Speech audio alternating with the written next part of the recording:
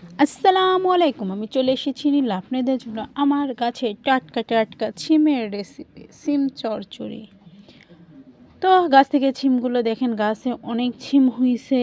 তো সিমগুলো আমি যেগুলা দানা বড় বড় বিচিগুলো বেশি বেশি হইছে সেগুলা বেছে বেছে নিলাম। তো গাছে টাটকা টাটকা সিম খাবার মজাই কিন্তু অনেক অনেক আলাদা। আর বিচিওয়ালা সিম আমার খুবই পছন্দ, খুবই পছন্দ। তো এই দেখেন এতগুলা হইছে। তো চলে যাই আমরা সিমগুলো কেটে ধুয়ে পরিষ্কার করে নিব।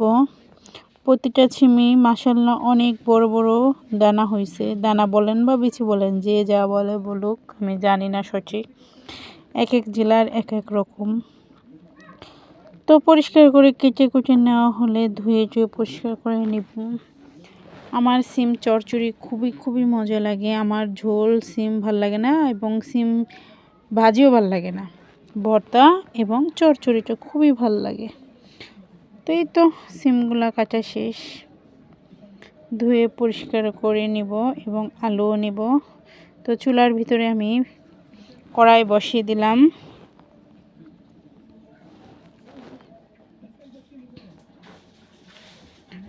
বাজার থেকে কিনে আনা আর গাছ থেকে ছিঁড়ে খাওয়ার ভিতরে অনেক অনেক অনেক মজা। নিজের গাছ থেকে পেড়ে যখন ইচ্ছা তখন খাওয়া যায়। বাড়িতে যারা গ্রামের বাড়ি থাকেন, আমি বলবো সবাইরই নিজের চাষ করা সবজি খেলে পুষ্টিগুণে কোনো ঘাটতি থাকবে না এবং আপনার যে কি বলে ওই যে সার দেওয়া ভেজালযুক্ত খাবার খেতে হবে না। তো এই তো পেঁয়াজগুলো ভাজা ভাজা হয়ে গেছে। তো চচ্চড়ির রেসিপির কথা আর কি বলবো, এটা তো কম বেশি সবাই জানেন।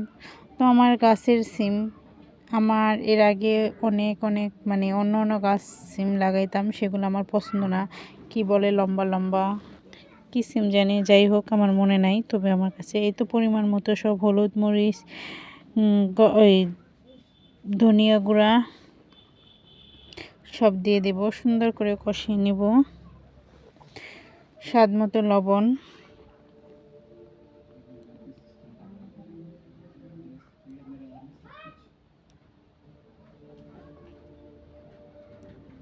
তো সুন্দর করে কষানোর পরে এগুলো সিমগুলো দিয়ে দেব।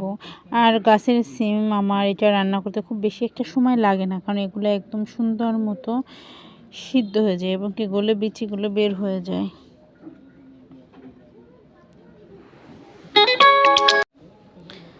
তো সিম আলু সব দিয়ে দিলাম, দিয়ে এই যে সুন্দর করে কষাইতে হবে। তো গাছের সিম তো এমনিতেই সেদ্ধ হয়ে যাবে, আর নতুন আলু সেটা কি বলবো, সেটাও সেদ্ধ হয়ে যাবে। তো সুন্দর করে এটা কষিয়ে নিব, নাড়াচাড়া দিয়ে নিব।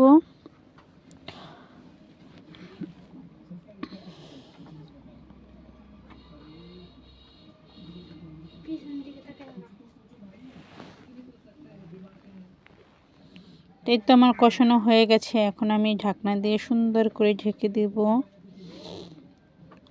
তো সবগুলোর শরীরে মশলা টশলা সুন্দর করে লেগে গেছে, এখন আমি ঢাকনা দিয়ে ঢেকে দেব। তো ঢাকনা দিয়ে কিছুক্ষণ পরে আবার চলে আসব আমি। এই তো চলে এসেছি, পানি অনেকটাই বের হয়েছে। তো এই পর্যায়ে পানিটা শুকিয়ে সুন্দর করে নাড়াচাড়া দিয়ে এখন আবার পরিমাণ মতো অল্প পানি দেব। এটা আসলে বাজারের সিম না, যার কারণে পানিটা কিন্তু খুব বেশি একটা লাগবে না, অল্প একটু পানি হলেই হয়ে যাবে। তো এই তো সামান্য পানি দিয়ে দিব, সামান্য পানি দিয়ে এটা আবার নাড়াচাড়া দিয়ে আবার ঢাকনা দিয়ে ঢেকে দেব। তো এই পরিমাণ পানিতেই আমার এই সিম রান্না হয়ে যাবে। আসলে এখন রেসিপি তো ডিটেলসে বলার কিছু নাই, এখন সবাই জানে, সবাই রান্না করতে পারে। আর ইউটিউবে এত অ্যাভেলেবেল রেসিপির চ্যানেল আছে। তো আমার জানা মতো এখন সবাই রান্না টান্না সবাই খুব সুন্দর করে পারে। তো এই তো হয়ে গেল, এখন আমি আবার মানে ধনিয়া পাতা দিলাম। তো আমার এগুলো কিন্তু সিদ্ধ হয়ে গেছে। ধনিয়া পাতা দিয়ে আমি কিন্তু নামিয়ে ফেলি না, কারণ আমার ধনিয়া পাতা আমাদের পরিবারের কেউ আসলে এইভাবে পছন্দ করে না। আর আমার ধনিয়া পাতার ঘ্রাণ হলে তো খাবার মানে মনে হয় পরিমাণটা বেড়ে যায়, এরকম একটা। তো নাড়াচাড়া দিয়ে আবার আমি কিছুক্ষণের জন্য ঢেকে দিব, সুন্দর করে নাড়াচাড়া দিয়ে। এগুলো কিন্তু আমার সিদ্ধ হয়ে গেছে, জাস্ট আমি আরেকটু পানিটা শুকিয়ে নেব। আর এই যে ধনিয়া পাতাগুলো যেন সিদ্ধ হয়ে যায়, যেন কারো চোখে ওইভাবে না লাগে। তো এই তো ঢাকনা দিয়ে দিলাম, চলে আসবো কিছুক্ষণ পরে। এই দেখেন পুরা ধনিয়া পাতা এগুলো সব সিদ্ধ হয়ে গেছে, পানিগুলো পুরা শুকিয়ে গেছে। তো এই পর্যায়ে আমার কিন্তু চচ্চড়িটা হয়ে গেছে। এখন আমি চচ্চড়িটা নামিয়ে নিব। তো তো এগুলো সব ঢেলে নিয়ে নেব।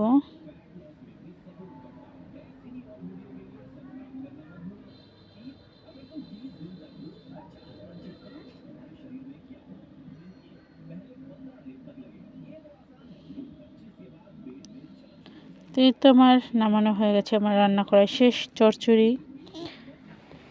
দেখতেই পাচ্ছেন আমার চচ্চড়িটা, জানি না ক্যামেরার জন্য কেমন হইলো।